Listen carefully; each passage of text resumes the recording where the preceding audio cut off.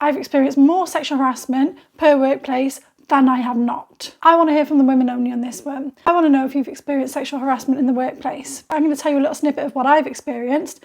So my first one, when I was age 15, I used to work at a little bistro, and there was an old guy in there about 70 years old, and he used to come up to me and try and hold my hand for long periods of time and constantly tell me that he wanted to wash my dirty knickers.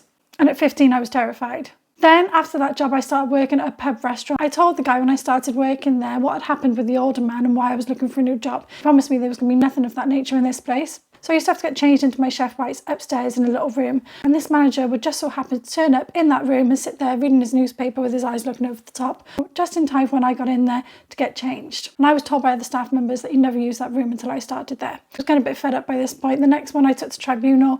I worked at a fast food restaurant. I won't name them. I was trying to get promoted. He was my area manager's deputy, so I was trying not to anger him, but he was constantly saying stuff that was inappropriate. One time followed me into the toilets, pushed himself against me, told him no, he wasn't sorry, took that to tribunal. Another one, this isn't exhaustive, I was volunteering after my uni degree in HR, an HR consultancy. And there was a barrister who used to sit next to me, and I used to take my laptop in, plug my laptop into the table, but in order to get into the table, I had to bend down and get underneath.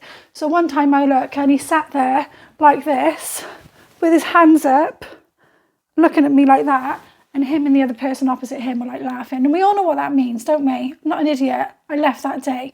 I didn't take any further. They didn't investigate it. I'm not going to name them, but that was really, really inappropriate for an HR practice. But I'm so sick of this happening. I am so worried for females, those who don't want to lose their job, those who don't want to stand up, those that are shy, those that are quiet.